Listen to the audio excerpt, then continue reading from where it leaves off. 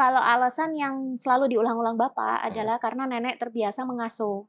Oke. Jadi aku nggak tahu ya di keluargaku itu kebiasaannya itu anak-anaknya, cucu-cucunya itu pernah diasuh nenek semua. Mmm. Dan ketika diasuh nenek memang keras, tapi Mmm. jadi. Nah, orang Jawa yang dihormati itu hanya yang orang keraton, Yang bupati, ningrat-ningratnya. yang ningrat-ningrat gitu. Itulah kenapa parenting-nya nenekku tuh aku sampai pernah protes bolak-balik sama nenek tuh gini, "Mbah Mbah, kita ini tuh bukan orang keraton, bukan turunan keraton, kenapa aku kok dididiknya tuh kayak keraton?" Gitu loh. Ya.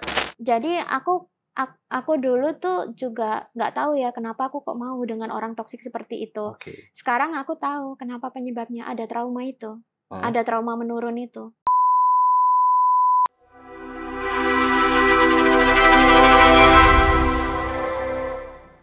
Berarti di pengalamanmu bahwa, cowok-cowok yang mungkin pernah, lu alamin gitu ya, pacaran gitu, berarti ada mokondo, ada gitu?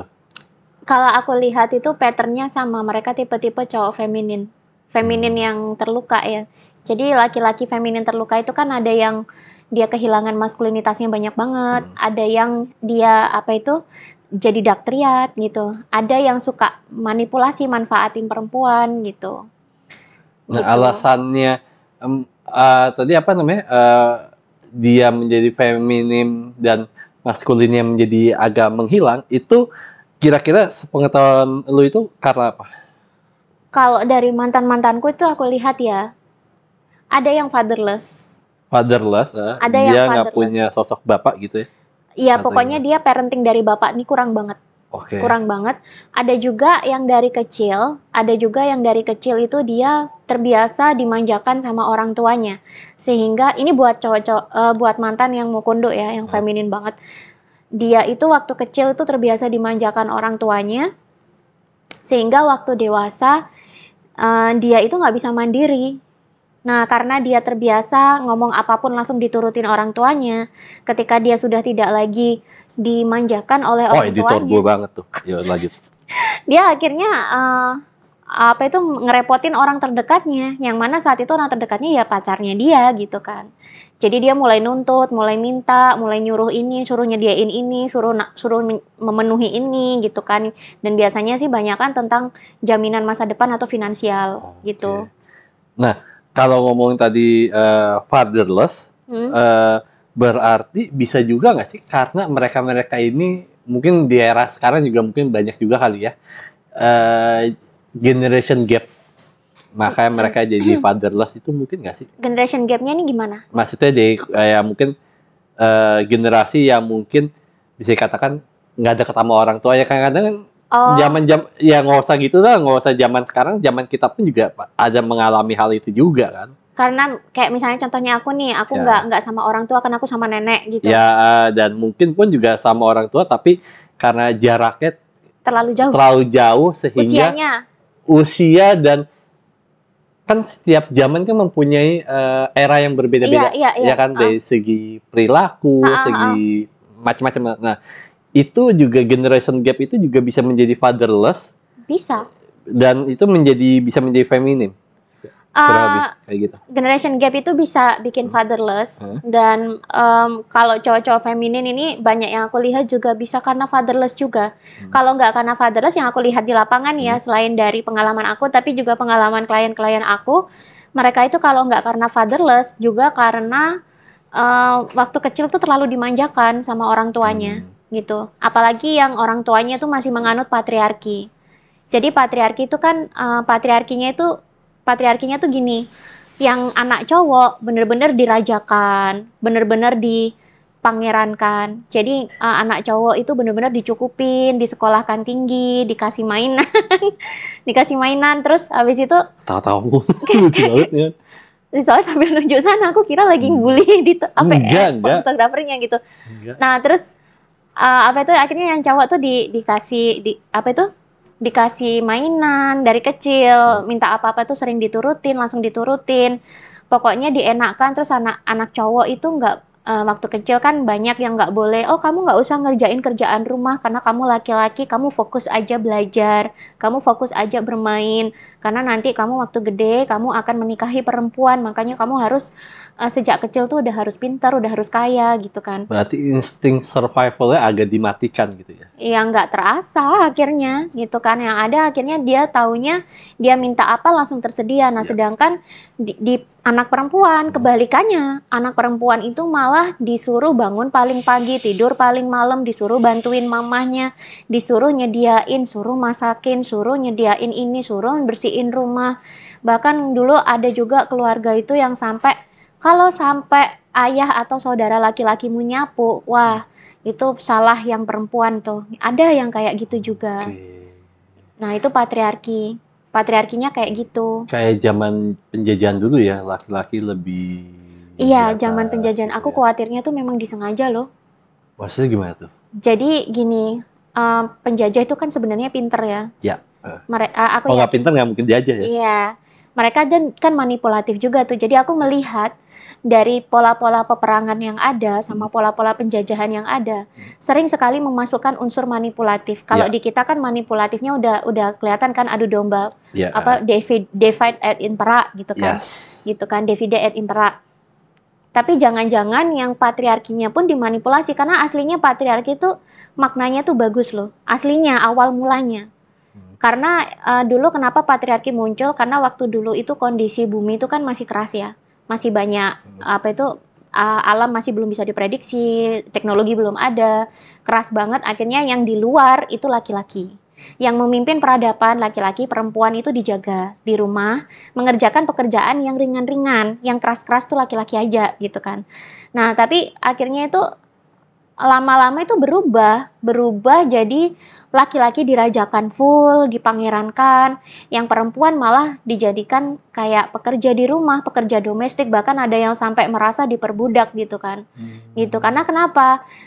Loh itu saudara laki-lakiku dia boleh bangun siang, aku jam 5, jam 4 pagi udah harus bangun, udah harus masak, udah harus bersih-bersih rumah. Sedangkan saudara laki-lakiku jam 7 pagi baru bangun, jam 8 baru bangun nggak dimarahin. Terus lo itu saudaraku dia sekolah sampai luar negeri, aku nggak boleh, aku disuruh di sini aja.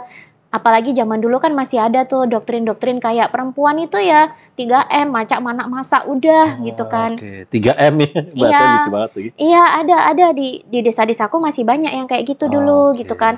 Perempuan itu 3M, macak manak masak gitu kan. Apa itu jadinya kamu nggak usah berpendidikan tinggi-tinggi amat, nggak usah kerja tinggi-tinggi amat, atau ujung-ujungnya juga di dapur gitu kan. Nah sedangkan yang laki-laki tuh dibiarkan sekolah tinggi, bahkan sampai dibiayai pol-polan sama orang tuanya. Nah akhirnya mereka jadinya manja. Manja dan itu kebawa di generasiku kan milenial kan. Jadi banyak klienku kan juga Sama banyak lah yang kita lah ya. milenial. Iya, sama. Jadi klienku juga banyak yang milenial gitu kan. Mereka juga ngalamin hal yang sama gitu kan. Gitu. Nah, oke. Nah, aku mau, gue mau ini lebih tarik lebih ini lagi nih. Akhirnya bagaimana caranya lu bisa terlepas dari hubungan toksik itu dengan mantan lu yang kadrun itu? Itu gimana sih prosesnya dan caranya seperti apa? Itu lucu itu.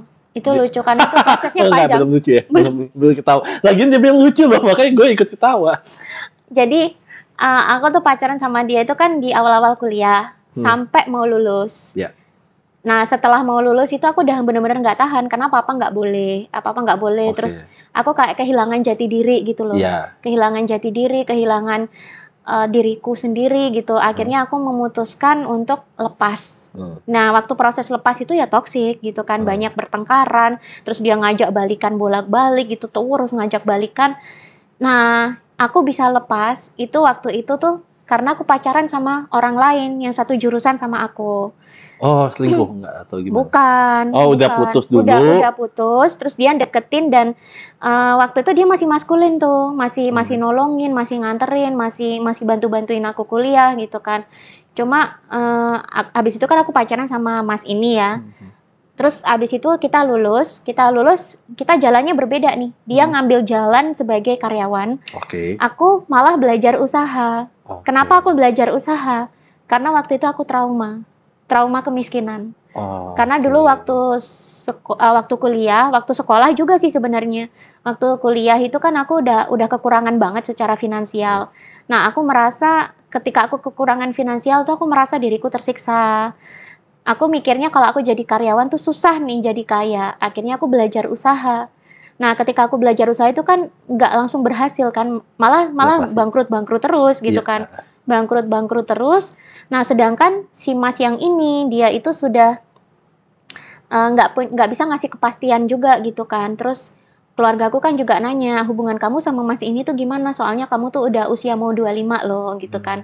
Kalau memang dia nggak serius, kamu putus aja gitu kan. Biar kamu itu nanti bisa dideketin cowok lain yang lebih bertanggung jawab Iya. gitu. Nah, dianya nggak mau putus gitu kan. Ya putus sama balik lagi, putus balik lagi. Tapi di saat itu kan kita sering ada omongan kan, "Aku tuh sebenarnya gimana sih? Kamu tuh sebenarnya gimana sih? Serius Iya. apa enggak?" Iya, Nah, iya. dia tuh sering berkali-kali tuh ngomong, "Kalau kamu pengen aku nikah sama kamu, kamu harus bayarin, biaya pernikahan. Kondok banget. Kamu harus ikut cicil KPR. Kamu harus nanti kalau kita menikah, aku nggak mau kita naik motor.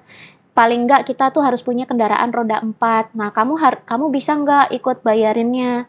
Terus kamu bikin rekening bersama. Nanti duit kamu, duit aku taruh di situ kita pakai untuk hidup berdua gitu kan." Itu aja yang dia ulang-ulang gitu kan. Nah, karena waktu itu aku kan belum belum mapan kan ya, belum mapan. Nah, akhirnya aku nggak bisa memenuhi. Tapi di satu sisi dalam diriku tuh, kayaknya nggak bener nih, kayak gini tuh kayaknya nggak bener. Tapi dia kan selalu nyari pembelaan. Pembelaannya tuh gini, kan sekarang zamannya emansipasi, enak banget kamu kerja nggak mau setor duit gitu kan. Iya. Duitnya kamu apa itu kamu ambil sendiri gitu. Enak banget sih kamu jadi cewek. Terus aku suruh kerja keras gitu buat kamu gitu kan. Loh kan tugas cowok memang menafkahi, nggak bisa. Zaman sekarang tuh nggak bisa cowok menafkahi, cewek harus ikutan menafkahi juga karena cewek Iya. udah emansipasi gitu kan. Iya. Ada yang kayak gitu. Terus habis itu Jadi dimanfaatkan lah emang itu ya. ya nggak tahu sih waktu itu sih aku bingung aja kenapa dia mindsetnya begitu gitu kan. Waktu itu aku bingung gitu loh. Terus akhirnya kan digituin terus lama-lama kan trauma kan. Pasti. Apalagi dia kan sampai ditegur ibuku. Ibuku waktu masih hidup kan dia sempet tuh main ke rumah terus ditanya sama ibuku, "Mas, kamu itu sebenarnya sama Lia itu gimana?" gitu kan. Kalau serius cepet Lia nikahin, kalau enggak ya udah nggak usah deket-deket gitu kan. Nah, Masnya itu ngomongnya gini, "Ya bentar toh Bu, orang Lia aja belum bisa diandelin." Nah, udah jelas kan akhirnya ibuku mintanya tuh Aneh banget, diandelinnya tuh asli itu secara aneh banget. finansial. Akhirnya aku malah dimarahin sama ibu. Dimarahinnya nggak yang dimarahin bentak-bentak gitu, nggak, cuma rada-rada diomelin gitu kan. Diomelinnya tuh gini, "Bener omongan Mas itu, Dek. Kamu itu mending nggak usah belajar usaha, kamu kerja aja. Cari yang gajinya tinggi nanti bantuin dia," gitu. Aku tetap merasa kayaknya nggak bener deh ini, Wah, gitu. kacau. Akhirnya aku waktu itu karena aku capek kan dibegitukan terus, sampai jadi trauma loh itu. Akhirnya aku nekat 2018 tuh aku tinggalin Surabaya. Pulang 2018. Surabaya. Iya 2018 aku tinggalin Surabaya, aku ke Lombok. Ke Lombok tuh bener-bener aku pakai duit tabungan, waktu itu tabunganku masih sekitar 40 jutaan. Aku pakai buat bikin usaha di sana. Dia langsung kublok. Dia langsung kublok dan itulah yang akhirnya ternyata justru dari Lombok itu aku dark night of the soul malah makin nggak karu-karuan. Oke. Gitu. Nah, sebelum ngomong ke Lombok lebih jauh, aku juga penasaran kalau boleh nanya ya, Hah? sesusah apa sih dulu kehidupan diri lo itu? Sebenarnya gini ya, susah sama kecukupan itu kan relatif. Iya, betul. Kalau mungkin dulu kehidupan aku cuma di desa aja, di rumahnya nenekku, aku termasuk cukup. Karena Oke. orang ngelihat rumah nenekku kan gede banget kan, Iya. rumah zaman-zaman kolonial. Iya, iya, Itu kan paham. gede-gede gitu kan. Terus apa itu nenekku juga ya dia pensiunan PNS, cukup lah Oke. gitu kan. Cuma waktu itu aku kan sekolahnya di ITS, udah gitu jurusannya desain produk. Itu kan jurusan mahal, maksudnya Iya, mahal iya, itu iya. tugasnya itu makan duit banget. Iya, setuju. Tugasnya makan duit banget Setuju. gitu kan. Nah, ditambah lagi pergaulannya kan bukan lagi pergaulan seperti mahasiswa yang maksudnya itu kamu nggak stylish nggak apa-apa. Iya, Sedangkan kita kalau di desain kan kita dituntut untuk stylish, setuju. dituntut untuk Iya. kreatif banget. Nah, Right. Itu semua waktu itu aku sudah berusaha ya, ngepres budget, tetap nggak bisa, tetap butuh duit gitu kan. Akhirnya sampai sampai aku dulu tuh jalan kaki ke kampus, padahal itu jaraknya itu PP itu ada 3,6 kilo Heeh. gitu kan. Dulu aku kurus banget. Oke. Jadi Beratnya awal, sampai berapa? awal masuk ITS ya, itu beratku tuh tinggiku 160-an, Oke. 160 lah. Itu cuma 38 kilo. 38 kilo. Heeh. Sekecil apa? Ada fotonya nggak sih? Kurus. Gue penasaran. Ya udah di Facebookku keblokir.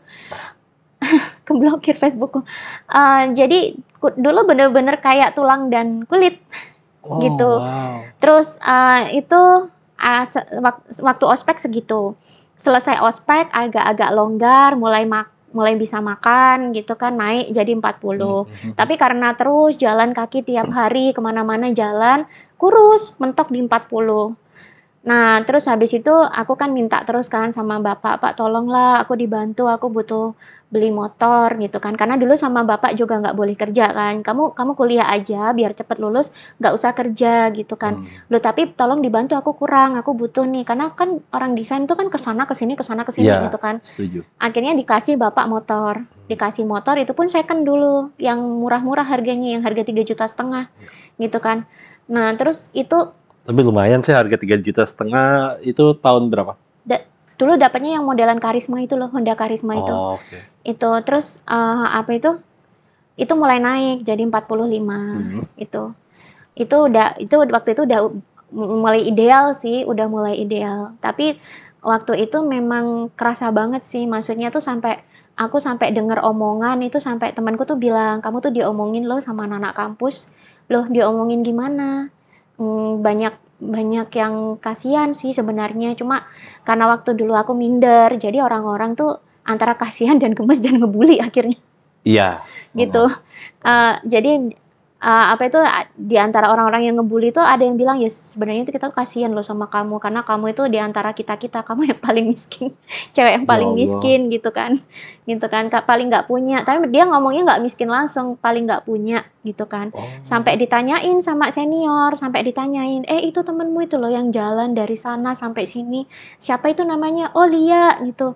"Itu kenapa sih dia nggak punya motor ya?" Gitu. "Nggak punya Mas, kasihan," gitu Cukup kan. julid juga ya. Bukan julid, dia kasihan.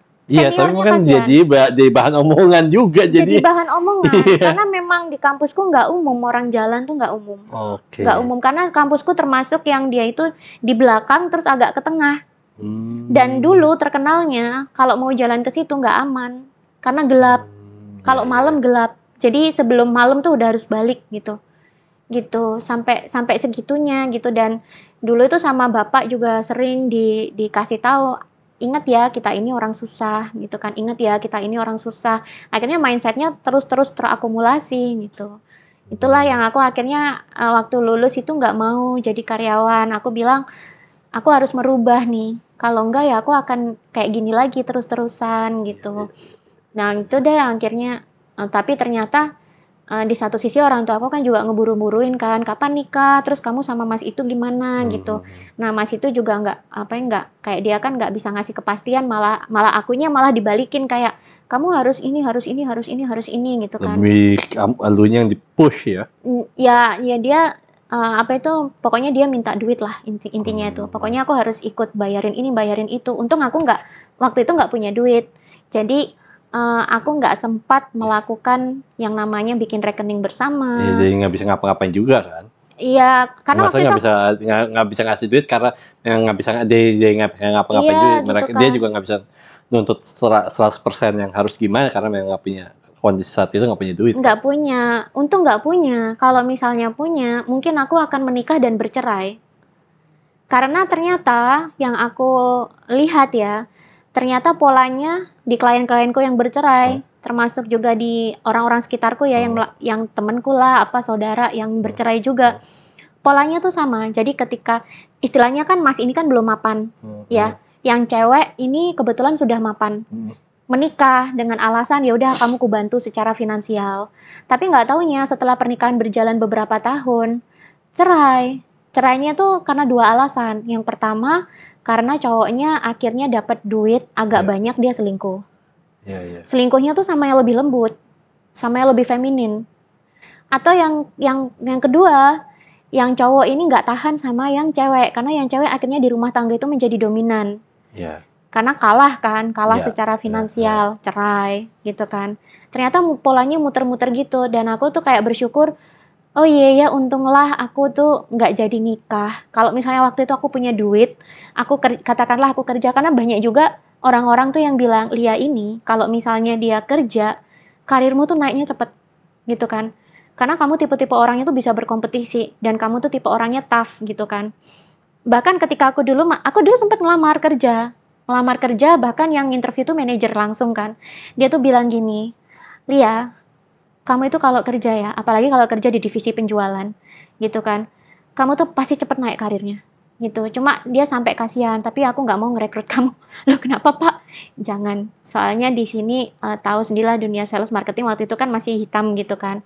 Dia bilang jangan, kamu anaknya polos soalnya. Udah kamu jaga diri ya gitu. Oh iya Pak, gitu kan. Akhirnya aku makin mantap untuk usaha gitu kan, gitu. Ya itu sih, apa itu, untung aku nggak jadi nikah gitu. Kalaupun jadi, aku punya duit, terus aku nikah, aku bantuin dia, mungkin akan Iya. ngulang karma dalam Siklus rumah yang akhirnya. sama ya. Iya, ngulang dalam keluarga akhirnya. Karena ibuku bercerai, itu juga ketahuan kan alasannya setelah bapak meninggal itu. Aku kan ngobrol sama kakak-kakak kan. Oh berarti bapak sama ibu dulu bercerai itu karena ibu dominan. Betul. Salah satu penyebabnya itu.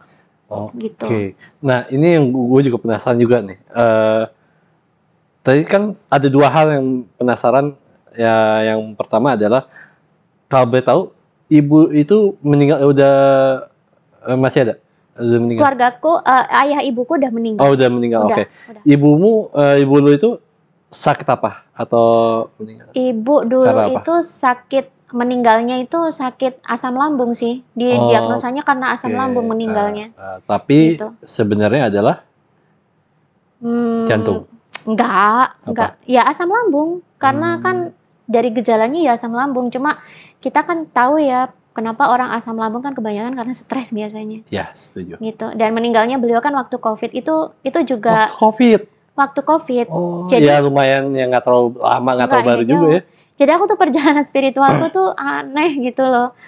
Aku tuh ngalamin kebangkitan spiritual itu September 2020. Ntar dulu, belum sampai situ dulu. Ntar dulu. Oke, ibu sakit. Nah, kalau papa atau ayah? Bapak sakit juga. Sakit apa? Sakit meninggal liver. Oh. Kena liver. Oke. Tapi udah ketahuannya udah parah. Udah nggak bisa ditolong. Oke. Nah, tadi kan lu sempat ngomong bahwa sempat trauma takut miskin. Iya, trauma karena kemiskinan itu. Karena dulu kan diomongin. Apa yang akhirnya efeknya buat lu karena lu trauma miskin? Apa efeknya sih buat lu gitu? Apakah lu menjadi orang yang kerja kerasnya siang dan malam jadi lupa menjaga kesehatan atau apa sih gitu? Jaga kesehatan mungkin sempat ya, lupa jaga kesehatan sempat. Yang pasti waktu itu aku jadi kayak cowok. Oke, gimana tuh? Jadi aku bener-bener mandiri, mindsetku tuh udah kayak cowok, kerja, pekerja keras, tangguh, semua aku lawan. Aku bisa apa-apa sendiri gitu kan. Aku bisa cari duit sebanyak-banyaknya sendiri, independen banget. Bahkan saking independennya tuh sampai aku menanamkan dalam diriku, kamu nggak boleh mengandalkan siapapun di hidup ini gitu kan. Gitu. Kamu nggak boleh ngandelin siapapun di hidup ini karena ingat kan waktu kecil kamu juga dibiarkan di desa sendirian sama nenek gitu kan. Terus habis itu waktu gede kamu tahu kan cowok-cowok itu tahu kamu ya, kamu udah dituntut harus cantik, harus seksi, harus banyak duitnya gitu kan. Itu yang membuat aku trauma gitu kan. Terus apalagi dulu itu kan sebenarnya kalau diomongin sih enggak ya, diomongin teman-teman, dibully itu enggak berkontribusi banget. Yang paling kontribusi itu adalah pengabaian orang tua, perceraian orang tua sama mantan itu gitu. Itu yang membuat aku akhirnya independen pol-polan gitu kan. Jadi sampai berubah jadi cowok. Iya, sampai berubah jadi cowok gitu kan. Sampai dulu sempat ada orang itu ngomong sama aku, "Loh, Lia tuh cewek tah?" Gitu. Aku nggak ngeliat kamu cewek loh, kamu cowok loh. Padahal rambutku panjang. Dan kadang aku pakai rok gitu kan. Tapi mereka ngelihat aku tuh, kamu tuh cewek, kamu tuh cowok gitu kan. Kamu tuh nggak ada cewek-ceweknya, cowok Iya, kamu iya, itu iya, gitu. iya. Wow. Nah, akhirnya dari situlah mulai kebangkitan spiritual. Enggak juga, Oh, masih belum. proses, Oh, masih proses. Nah, itu masih gimana proses. tuh? Jadi kan Proses 2000 maaf ya, aku potong. eh, Proses kebangkitan spiritualnya seperti apa? jadi 2018 kan ke Lombok tuh. Hmm. Aku kebetulan ditawarin sih sama orang sana, ayo bikin usaha nih gitu kan. Pariwisata lagi berkembang dan memang aku lihat lagi berkembang banget gitu kan. Bodohnya aku, bodohnya aku, modalnya dari aku semua. Oke. Modalnya dari aku semua. Nah, dia minta 40%. Oke. Nah, karena waktu itu aku kan nggak ada boundaries, nggak ada Ya. pengalaman Ya. apapun, dan waktu aku merantau tuh bapakku sama sekali nggak pernah nanyain loh. Wow. Alasannya? I don't know. Mungkin Oke. mungkin bisa jadi karena beliau merasa anakku bisa apa-apa sendiri gitu mungkin, Oke. atau bisa juga dia sibuk gitu kan. Atau bisa jadi juga malah dia itu segan. Segan karena tapi itu ketahuannya waktu beliau mau meninggal. Oh. Ketahuannya itu kasihan banget sih dia. Nah, itu kan Sorry. Aku potong. Kasihan maksudnya banget itu gimana? kasihan bapak sih. Aku yang kasihan sama Ya, bapakku. apa yang bikin kasihan? Aku heran ya, orang kalau mau meninggal itu kayaknya itu isi pikiran bawah sadarnya tuh keluar-keluar gitu loh. Pasti.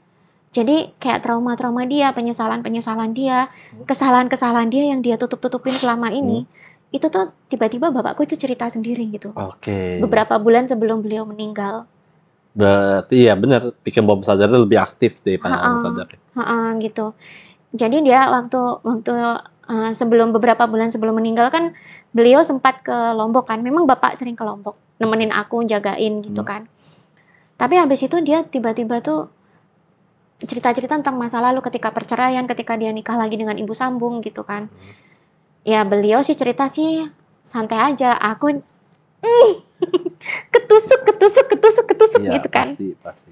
Itu nanti. Nah, terus 2018 itu karena nggak ada guidance, ya udah aku menganggapnya ini nih jalan aku untuk ngerubah diriku. Oke. Siapa tahu dengan aku berbisnis, karena kan di Surabaya itu usaha apa aja kan gagal. Nah, akhirnya aku mungkin lah di Lombok ini aku usaha travel tuh berhasil. Nah, memang di awal-awal berhasil, rame. Terus habis itu kena gempa. Wow. Aku kan mau balik ke Surabaya itu kan kayak nanti di Surabaya aku kerja apa. Tapi memang waktu itu bapak itu sudah, "Adek, ayo pulang. Kalau kamu pulang kamu nggak usah bayar tiket, kita yang belikan," gitu. Cuma aku bilang, "Enggak, Pak, aku malu karena kalau waktu itu aku saking independennya ya. Aku kalau pulang nggak bawa kesuksesan tuh aku malu." Gitu. Akhirnya aku bertahan. Dan itu menjadi trauma juga ya? Ya sebenarnya itu kan proses traumanya di situ gitu kan. Terus aku bertahan tetap di Lombok gitu kan. Berusaha survive. Itu kan gempa susulannya sampai Desember tuh. Iya. Jadi selama bulan Agustus sampai Desember itu aku bertahan antara bisnis travel dan bertahan dari gempa. Itu kita udah saking traumanya itu sampai sekarang tuh kalau ada dikit aku langsung gitu kan gitu. Jadi lebih peka. Lebih peka gitu kan, lebih peka, tapi nggak kayak dulu. Kalau dulu kan langsung lari gitu kan. Kalau sekarang cuma gini doang, apa nih gitu kan gitu. Nah, terus itu bertahan, terus habis itu 2019 itu ternyata tiket pesawatnya naik. Semuanya naik. Jadinya traffic pariwisata itu ke Lombok makin sepi. Iya, karena mahal. Susah recovery-nya. Nah, waktu itu kan aku berusaha kan gimana caranya nggak sadar sampai bakar duit gitu kan. Untuk bertahan itu di travel itu sampai bakar duit rame-rame, tapi masih rugi gitu kan. Masih rugi. Nah, karena tambah rame, akhirnya aku nggak enak kan kalau nggak dilegalkan. Aku minta sama partnerku, yuk dilegalin, di PT-in gitu kan. Karena nggak enak nih tiap ada tamu, ada klien itu mesti nanya, "Kak, ini beneran nggak sih kok rekeningnya bukan rekening PT?" gitu kan. Iya. Kok bukan rekening CV gitu kan. Nah, karena pemiliknya itu lebih dari satu, aku minta di PT-in. Ya udah, akhirnya dia tak kasih tugas untuk nyari notaris. Nah, dikasih draft kan, tapi anehnya sahamnya itu mayoritas di dia. Nah, aku nggak Wow. terima kan. Nah, waktu itu tuh aku ketemulah sama orang Surabaya, sama ada satu temanku Surabaya tuh dia ikut punya saham di situ. Hmm. Terus, nah si bapak-bapak Surabaya ini dia itu akhirnya membantu menekan si anak ini supaya akhirnya tuh sahamnya banyakan di aku. Karena kan aku merasa itu modal awalnya dari aku udah gede loh. Terus kemudian kurang modal nggak kurang, terus ditambahi sama si bapak-bapak Surabaya ini. Tapi kan yang bikin sosmed, yang bikin website, di mana websitenya itu banyak trafficnya, sosmednya juga banyak trafficnya, yang pegang periklanan, itu aku semua. Yang bikin Oke. sistem aku semua, dia tinggal ngasih-ngasihin ke driver gitu loh, Iya, iya, sama orang kapal gitu. iya. Tinggal tinggal tinggal kasih job aja dia, sama Hmm. ngatur-ngatur job di lapangan gitu. Jadi dia nggak mikirin sistem, dia nggak mikirin marketing, dia nggak mikirin manajemen gitu kan. Aku kan Iya, iya, iya. mikirin gitu kan. Bahkan dulu sampai merek pun tuh kudaftarin loh. Sampai Hmm. merek pun tuh kudaftarin gitu. Hmm. Terus apa itu? Nah, akhirnya singkat cerita setelah rapat itu akhirnya dia mau yang gede itu sahamnya di aku. Dia mayoritas kedua. Oke. Yang lainnya minoritas gitu Oke. kan. Nah, tapi di masa-masa itu dia tuh makin lama tuh makin marah, makin marah, makin marah, makin marah, makin sifatnya makin nggak enak lah. Hmm. Selesai tanda tangan akta di depan notaris, Hmm. aku sakit, jatuh sakit. Jatuh Hmm. sakit, nggak sampai seminggu, aku pulang ke Surabaya, nyampe Surabaya besoknya lumpuh. Lumpuh, jadi nggak bisa jalan. Oke, itu Ber yang saya cerita di santet atau apa? Nah, itu kan aku akhirnya berobat kan. Hmm. Berobat pertama itu ke rumah sakit Siloam. Oke. Dokternya itu nggak bisa nemuin ini sakit apa, Oke. nggak bisa nemuin. Malah dikiranya itu ya aku habis korban kekerasan lah atau apa, padahal tidak kekerasan. Oke. Tidak ada kekerasan, gitu kan. Terus habis itu, aku cerita kakakku, cerita bapakku, aku sakit gitu kan, terus akhirnya sama mbakku tuh diruqyahin. Oke. Iya diruqyah, dia kan punya ustadz langganan ruqyah kan. Hmm. Ustadznya tuh nanya, "Kronologinya gimana?" Gitu kan. Ya, apa aku cerita, "Habis dari Lombok gini gini gini," gitu kan. "Oh ya itu, kamu kemungkinan besar disantet," gitu kan. Itu Hmm. ustadznya yang ngomong, terus diruqyah. Diruqyah itu mulai bisa berdiri tapi masih sakit, gitu kan. Oke. Tapi selesai diruqyah itu makin parah, Oh, justru makin parah, bukan makin makin parah. membaik? Membaiknya setelah selesai diruqyah saat itu, tapi Oh. setelah nyampe kamar makin Oh. parah, gitu kan. Terus Oh. terus Wow. habis itu kan, apa itu, mbakku kan terus kontak kan sama ustadznya, "Ustadz, gimana nih adik saya dia kesakitan terus." Ya dia akan terus gitu kecuali yang Hmm. sana itu selesai nyantet gitu kan. "Nggak bisa Mbak, saya udah nggak bisa. Saya Hmm. ruqyah pun nanti dia akan kesantet lagi," gitu kan. Hmm. Gitu. Terus, habis itu bapakku Hmm. sama ibu sambungku kan datang gitu kan, "Ayo berobat yuk," gitu kan. Ini ada dukun lah, dukun kejawen lah gitu Hmm. kan. Yuk berobat ke situ aja gitu kan. Berobat ke situ gitu kan. Berobat ke situ dan karena dukun kan dia bisa nerawang-nerawang kan. Ya. Terus dia bilang, "Ini yang nyantet ini orang ini, kerjanya ini," gitu kan. Sampai dibilang detail, ini tuh sebenarnya dia tuh nggak kerja, dia tuh cuma gini gitu kan. Sampai dibilang gitu kan. Terus sampai dibilang alasannya, "Kenapa kamu disantet? Soalnya pihak sana itu ingin memiliki perusahaan ini seutuhnya. Tapi dia juga nggak mau ngelepasin kamu, karena kamu pinter kerja," gitu kan. Dia maunya kamu tetap di situ, kerja buat mereka, cuannya ke mereka gitu. Jadi Hmm. kayak aku mau dijadiin tawanan gitu loh.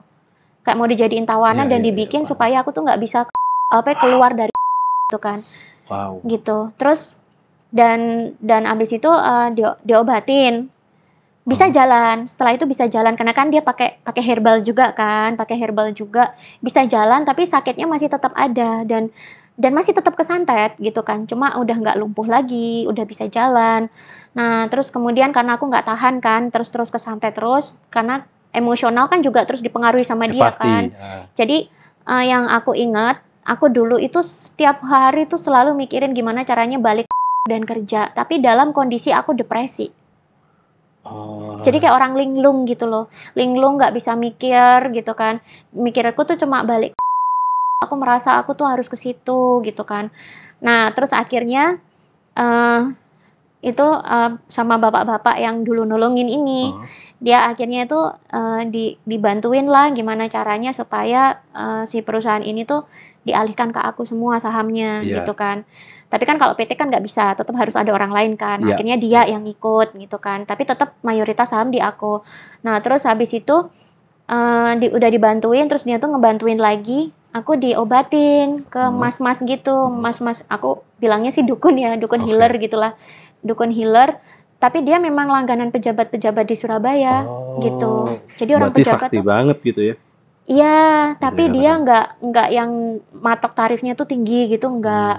Jadi dia memang kayak ada panggilan hati untuk bantu lah, karena dia juga benci santet gitu kan. Dia juga benci santet gitu kan. Nah, aku waktu itu tuh masnya tuh lucu deh kalau bilang, siapa yang kena santet? Gitu kan. Ini, gitu kan. Oh mbaknya? Gitu kan. Oke mbak, lihat tangan saya. Gitu. Diginiin aku. Diginiin ya aku lihat gitu. Dia langsung gini, mbak, yang kena ke mbak itu santet tingkat tinggi loh. Gitu kan.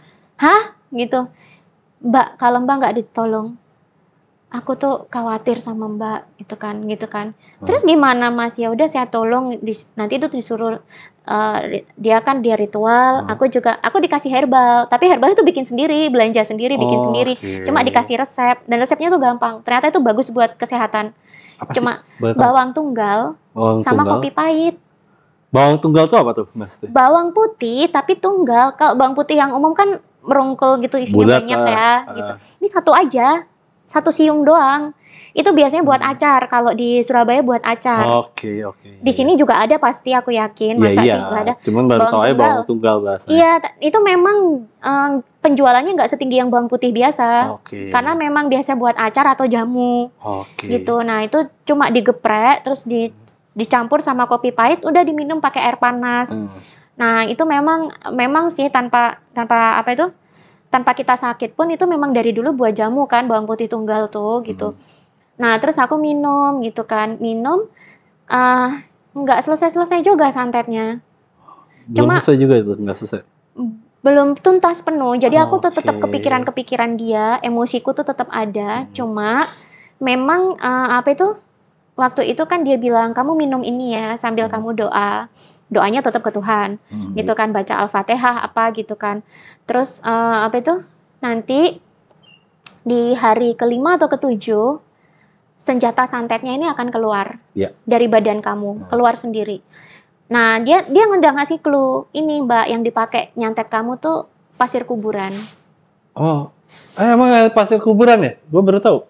Kan banyak pasir kuburan. Gue baru tahu ada tanah kuburan. Gue taunya. Tanah kuburan. Tanah kuburan kan, bukan pasir. Iya, aku ngomong pasir sama dengan tanah. Oke. Gitu, kalau aku ngomong kita mesti nyamain frekuensi dulu nih. Gue baru tahu nih. Oke, bahasa senjatanya tuh pakai tanah kuburan. Jadi kalau kata dia ya, kata masnya, tanah kuburannya ini tuh sengaja ditanemin ke otak-otak kamu, ke pembuluh darah di otak. Jadinya kamu itu kalau diajak ngomong tuh kayak orang linglung, nggak nyambung. Iya bener mas. Aku juga dibilangin teman-temanku, kok Lia sekarang tuh nggak nyambung ya gitu kan. Nah, memang sih setelah aku lakuin perintahnya dia. Waktu itu tuh aku memang sempet, kan kita BAB normal. Satu hari itu aja BAB ku nggak normal. Gimana tuh? Mencret, tapi mencretnya tuh hitam kayak lumpur. Oh. Tapi aku kan masih positive thinking, ini mencret, mungkin aku detox. Karena kita kan detox kadang kan warnanya hitam gitu kan. Iya, betul. Ya udah aku flash gitu kan. Terus masnya tuh nanya gitu, Mbak nggak ada barang keluar. Apa barang keluar? Ya apa, kan aku udah bilang senjatanya kamu itu kan tanah kuburan gitu kan. Hah? Kukira itu keluarnya lewat muntahan mas gitu. Enggak mesti, lewat dubur juga bisa gitu kan. Masa nggak ada sih mbak? Ya ada sih mas, kemarin tuh waktu BAB tuh aneh gitu kan. Kukira ya diare detox biasa kan diare detox tuh warnanya hitam gitu kan. Cuma kemarin tuh kok kayak lumpur, hitam pekat banget. Nah katanya sih, ya itu mbak senjatanya gitu. Oh ya udah mas, udah aku flash mau gimana gitu kan. Kan jijik juga kita gitu kan. Ya ngapain juga lu ngambil juga, gitu aneh kan. Banget. Kalau syaratnya masnya tuh disuruh ngambil. Buat? Dikirim balik ke pengirimnya. Terus aku bilang gini, gimana dong mas? Gitu kan. Ya nggak bisa, nggak ada yang dikirim balik ya nggak bisa. Saya cuma bisa bantu sampai sini. Kalau saya bantuin sih, ya harusnya dia apa itu sudah nggak nyantet lagi ya, karena kan barangnya kan udah keluar. Jadi ya senjatanya tuh sudah tidak ada di kamu gitu kan. Harusnya dia nggak bisa nyantet kamu lagi. Tapi kamu kan nggak mau dikasih shield energi kan, nggak mau Mas gitu kan. Memang aku nggak mau gitu. Alasannya? Aku nggak tahu, dari dulu tuh aku nggak mau. Oke. Memang dari dulu aku nggak mau. Terus Sorry, gue potong. Nggak mau karena lu nggak percaya atau nggak mau karena ada takut tuntunan aneh-aneh? intuisi. Tuntunan intuisi. Jadi aku sejak kecil itu memang kalau dibilang orang spiritual aneh-aneh ya. Aku ada satu keanehan. Sejak kecil itu memang udah kayak ada intuisi yang mandu, tapi kecil sekali suaranya. So good, keren. Kecil sekali suaranya dan jarang muncul, jarang banget muncul. Paling dia muncul itu ketika aku waktu kecil kan sering dimarahin nenek, kalau pas habis dipukul nenek itu kan nangis. Nah intuisinya tuh kayak muncul, nggak apa-apa, kamu baik kok, kamu anak baik gitu kan. Tapi suaranya tuh dewasa banget, kayak suara aku yang sekarang gitu, gitu. Itu intuisinya tuh kayak gitu dulu gitu kan. Terus memang dulu tuh sering kok perasaanku kayak gini ya gitu. Kok perasaanku kayak gini gitu kan. Itu udah ada tapi jarang gitu kan. Waktu makin gede makin jarang lagi gitu kan. Nah, waktu pengobatan santet itu tuh itu juga muncul lagi. Cuma waktu itu nggak mau di shield energy, nggak mau gitu kan. Memang nggak mau, dan waktu itu tuh si bapak ini juga nggak usah di shield energy gitu. Terus habis itu tapi habis itu tuh pikiranku tuh kok masih ke dia terus, dan aku masih emosian gitu kan.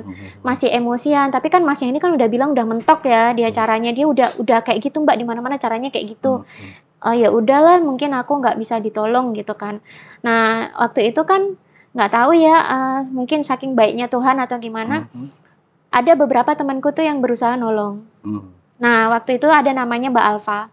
Mbak Alfa ini kan udah spiritual awakening duluan. Ya. Aku belum. Dia tuh ngasih tahu, Lia, aku dapat calling harus ngasih tahu kamu kesadaran murni ini. Coba kamu cari. Artinya apa? Apa Mbak? Cari kesadaran murni itu, dia nulis panjang lebar. Aku nggak paham. Terus ada lagi temanku Kejawen, namanya itu Mas Eka. Mas Eka tuh bilang, Lia, aku ini orang Kejawen. Aku tuh tahu bagaimana santet tuh bekerja. Kalaupun ada orang mau nyantet aku pastikan nggak akan nyampe gitu kan. Kok bisa Mas? Aku kan belajar kan gimana caranya, aku pengen sembuh, aku bilang gitu. Dia ngasih tahu tuh ilmu-ilmu Kejawen, aku nggak nyambung. Sembuhnya itu apa? Waktu bulan September itu tahun 2020. Ada penulis meditasi, dia datang ke Surabaya. Dia datang ke Surabaya, dia bikin kelas gitu, kelas meditasi. Aku datang. Nah, di situ kelasnya tuh ya cuma meditasi aja, meditasi tok gitu kan. Awalnya meditasi tuh aku bingung nih disuruh apa gitu kan. Cuman diam doang gitu ya. Iya, disuruh diam, terus orang-orang kok sampai ada yang nari-nari gitu kan. Aku bingung gitu kan.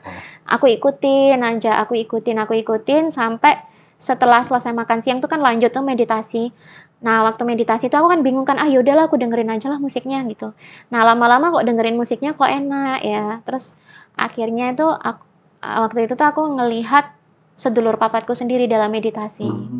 Kalau di Jawa, kalau kita meditasi ngelihat bayangan diri kita sendiri, itu sebenarnya sedulur papat kita gitu kan. Itu filosofi sih.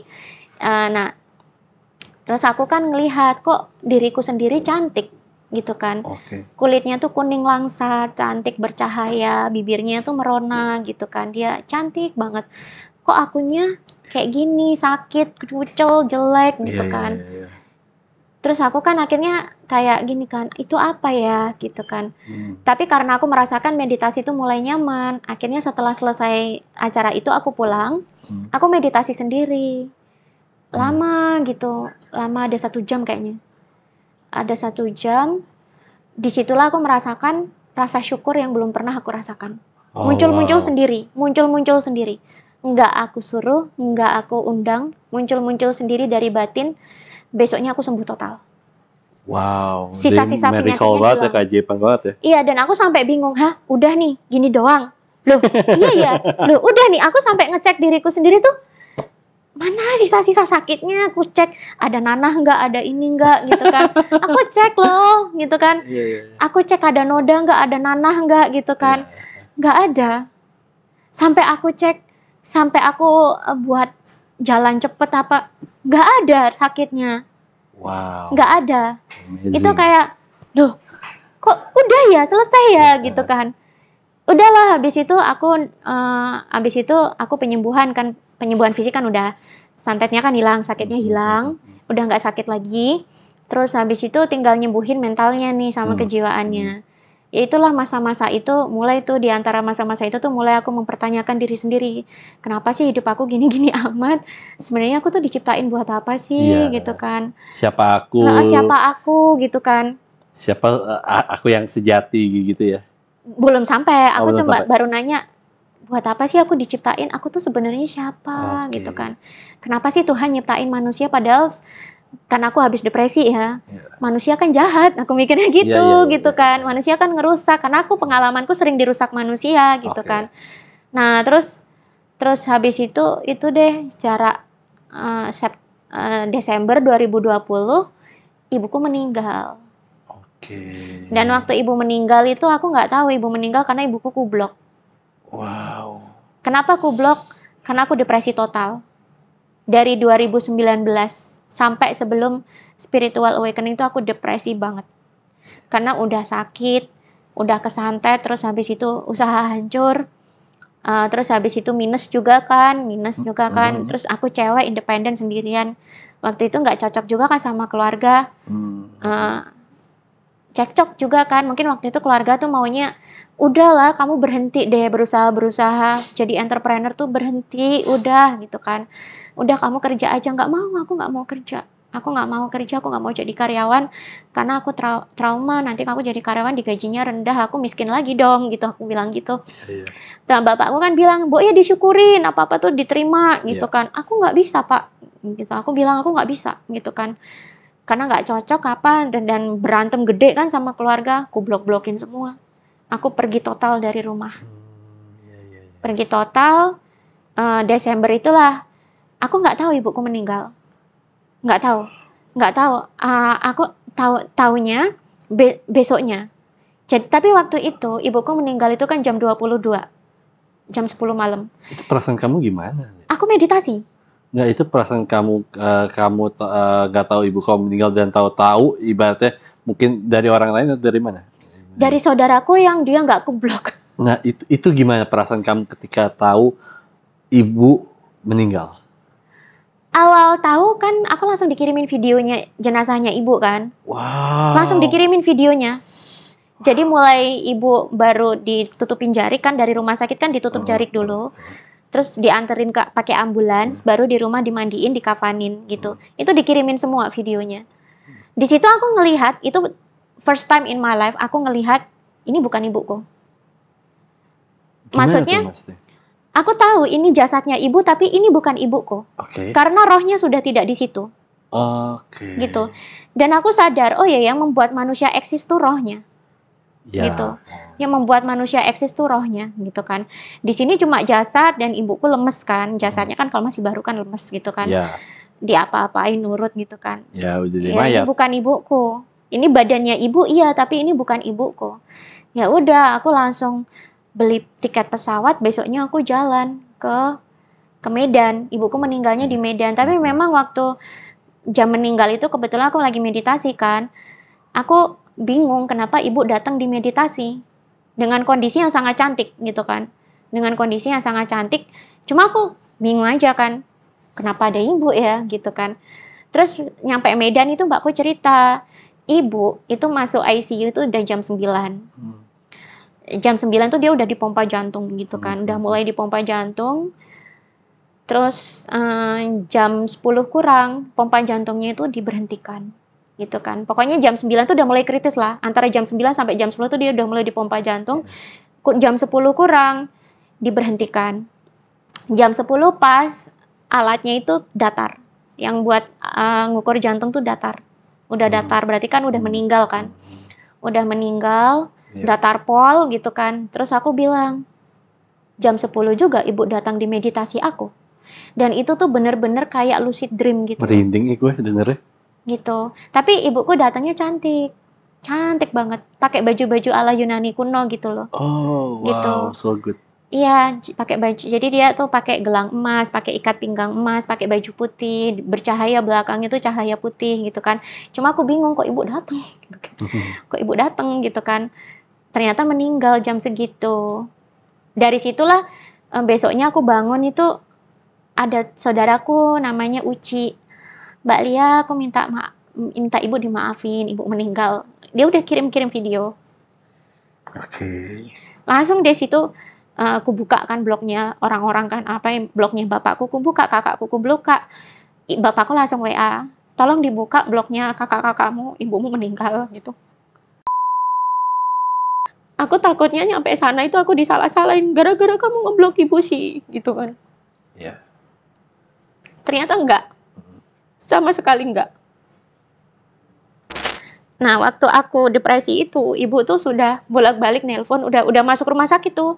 Udah keluar masuk rumah sakit, ibu tahu masalahku dan ibu tahu aku berantem sama kakak, berantem sama ayah gitu kan. Tahu, ibu tuh sempat bilang, "Ibu tuh nggak ikut-ikut masalahmu, ibu tuh di pihak kamu," gitu kan. "Kamu salah, kamu bener, ibu di pihak kamu," gitu kan. Ibu nggak gimana-gimana, pokoknya ibu tuh cuma pengen kamu temenin gitu kan. Momen-momen itu mengharukan sih. Memang mengharukan, karena aku takut banget kan waktu itu disalahin, ternyata enggak. Malah keluargaku tuh yang di sana ketika ngelihat aku tuh malah, Lia dateng gitu.